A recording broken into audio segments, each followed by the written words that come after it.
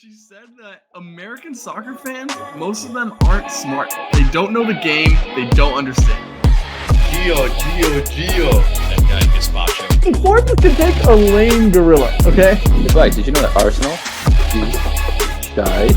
He's got me buzzing. Up the topies. It's hard to up them anyway. I'm not even going to comment on that. We get into the closing segment, which is our U.S. Men's National Team Corner. Welcome to the U.S. Men's National Team Corner, and we have a hell of a day to recap here. The U.S. boys were going crazy and almost getting into a March camp. That is what you want to see. Starting with Pulisic getting another goal versus Empoli. He got a goal in the midweek in the Europa League as well. He's up to 18 goals and assists this season for Milan. $20 million, the investment there, and he's 18 goals and assists so far. That is a hell of an investment. Chelsea could be using some of that scoring fervor. Dest hit an absolute banger, as he does, just dribbled in from the outside, plays really mostly as a winger, knocks one in for PSV and gets their man of the match. McKennie, it was his first game back, Nick, from his shoulder being dislocated, fractured, whatever. He recovers 2 weeks ahead of timeline, gets in, starts, and he gets 2 assists to bring the game from 1-0 to 2-1. Juventus end up drawing that game, but he is on insane form. He is playing so well and earned his spot there at Juventus. I think, although a bit disrespectful by Allegri to say he's nowhere in the plans, and the only way that he would be part of their plans was if he started running at that moment and did not stop till the start of the season for the summer. He's shown his worth immediately coming back into that starting lineup. Haji Wright, as much as Nick does not like that I include him, he scored a brace for Coventry. He is their hero. Coventry are getting close to that playoff position in the championship. Haji Wright is their star man, getting a brace. He has been consistent throughout his entire European career, but he is not the most on-fire striker we have. That is Josh Sargent, who scores again. Again, he scores, Nick. Can this be true? Every single game he gets a goal. He's as red hot as his hair. We already made a video about it. We can't do it again.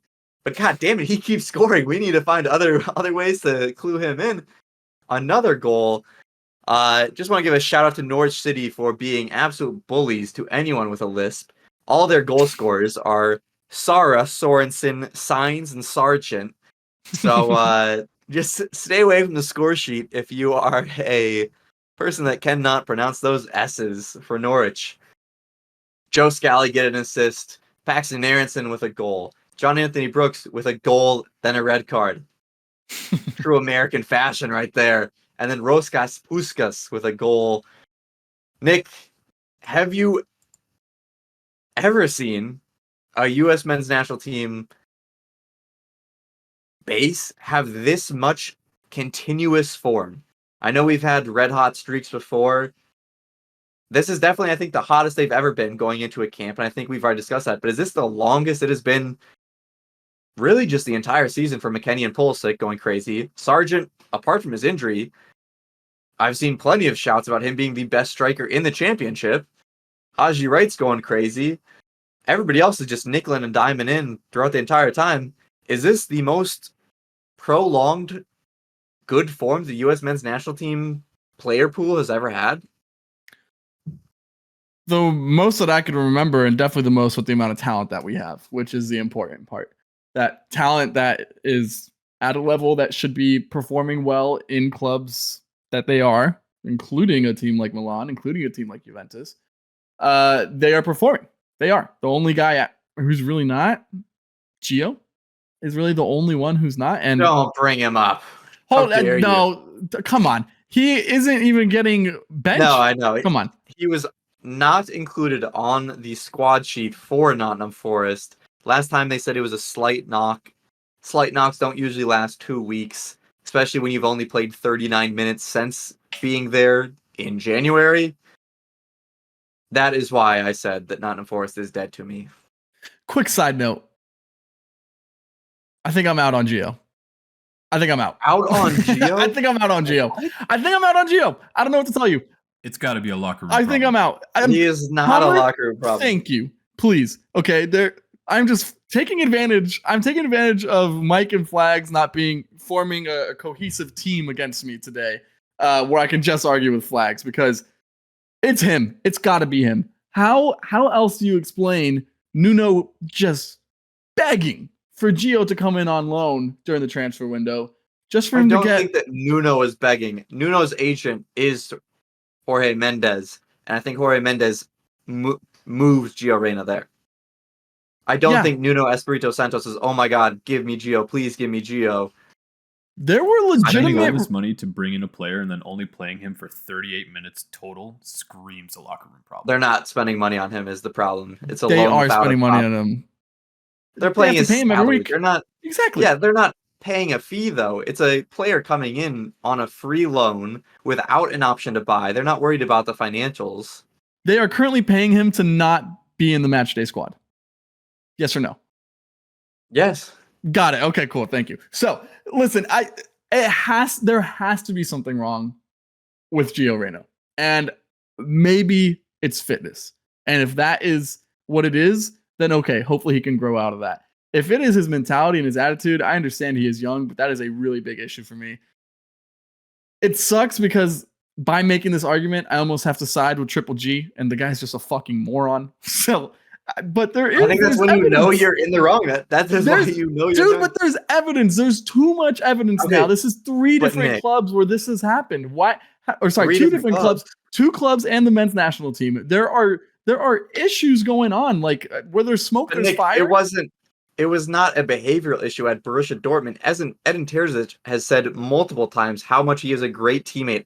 There's so many quotes that have come out because this is not the first time this has been an allegation of why the first time. But it's people on Twitter saying, I think it's Gio Reyna problem. It's his attitude. And Edin Terzic, the manager of Borussia Dortmund, came out and said, no, it is not anything related due to attitude. He has a great attitude.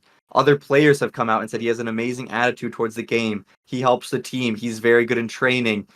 At Borussia Dortmund, you have Julian Brandt, who is the German starter at the number 10, and Marco Reus in front of him at the 10. And it became apparent that Gio Reyna is a 10. I think that is what stood in his way there.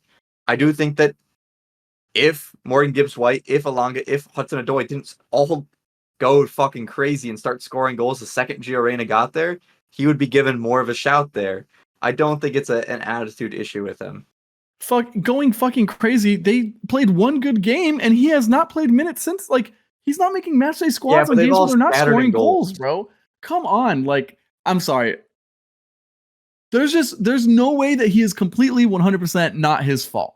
That's all I'm saying. And if that is the case, which I think it is, then I'm sorry, but that's not good enough for a man who's supposed to be carrying the men's national team to a certain extent. Give me Malik Tillman, who's in great form and a very talented player, and I don't think Gio should be seeing that much of the field based on what's going on in the Copa this summer.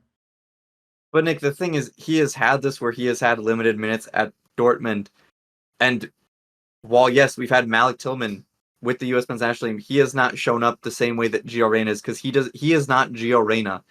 Gio Reyna, when he does play, is an insanely impactful player. He controls the midfield for the U.S. He links everything together. He is that missing piece. He's the only reason that Greg Berhalter's system works for anything attacking-wise, because Greg Berhalter does not have a good attacking system, but he has good attacking players. And Gio Reyna links that midfield to that attack to make it work.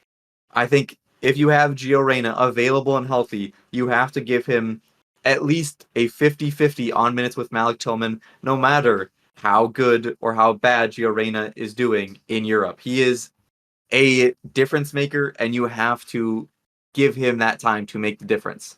Pulisic had issues as well with not playing. When has he made the difference? In the U.S. Men's National Nations League.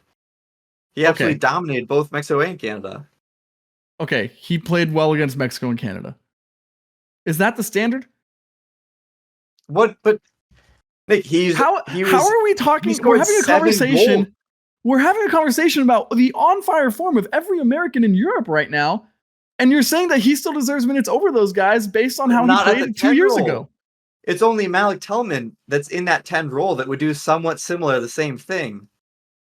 It's Malik Tillman or Gio Reyna, and right now Malik Tillman is doing great in the Dutch league. But if you put Gio Reyna in that Dutch league and are playing him, he is going to do unnatural things to that league.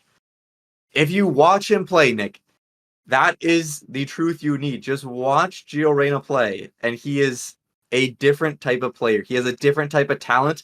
Just because we're not seeing it actively does not mean that he does not have it. I am not. Listen, Gio is the most talented player in the U.S. men's national team pool. I don't think, like you said, if you've watched him play, I do not think you can make an argument otherwise. The eye test does not lie when it comes to that. Okay, but you don't need to be playing with an out-and-out 10 in this midfield. We have a lot of great midfielders in form. Okay. But have we not proven that we do, though, with how bad the performance has been without an outright 10? We only even play with an outright 10 when it comes to playing like lesser teams. I don't think you should be playing with an outright 10 when it comes against these bigger matches that you have to win now if you're Greg Berhalter. So there's that. The other is that I understand you're insanely talented. I understand in the past you have performed when it comes to limited minutes. That does not mean that is the norm. Okay, there are players who deserve to be seeing the pitch in the Copa. Look at how long our fucking U.S. men's national team corner was today. Insanely long. I don't think what he is doing right now is good enough, obviously, to see for minutes. What? And minutes. To see Any minutes. Heavy minutes. If he's playing more than 20 minutes a game in the Copa, I think that's going to rub some people the wrong way. I don't know. I think he gets into the camp for Nations League. You'll obviously have him in training. You can see him and Malik Tillman side by side. I would not argue. I'm not trying to say that I would argue a Malik Tillman start over Gio Reyna and Malik Tillman getting the majority of the minutes is at all any type of absurd take. I'm saying that is absolutely. Malik Tillman has been in amazing form.